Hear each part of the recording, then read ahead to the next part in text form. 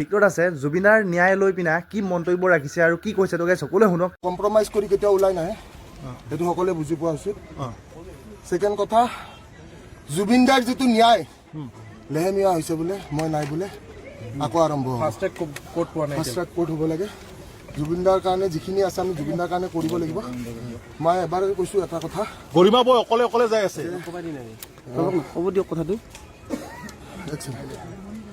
মই যিষাৰ কথা কৈছোঁ যে মই জুবিন গাৰ্গৰ ভক্ত, আৰু ভক্ত হিচাপে মই যিখিনি কৰিব লাগে মই সেইখিনি কৰিয়ে যাম। আৰু মহামান্য আদালতক ধন্যবাদ জনাইছোঁ যে মহামান্য আদালতে মোক মই যে কৈছিলোঁ যে মই ৰাষ্ট্ৰদ্ৰোহী নহয় সেইটো প্ৰমাণিত কৰি দিছে। সকলোৱে গম পাইছে যে ভিক্টৰ দাসে যিখিনি কথা কৈছে স্পষ্টভাৱে সেইটো সত্য কথা। যেনেকি গৰিমা বৌয়ে অকলে অকলে গৈছে, তাৰে মাজত কৈছে ভিক্টৰ দাসে এতিয়া গৰিমা বৌক ফুল ছাপোৰ্ট কৰিব।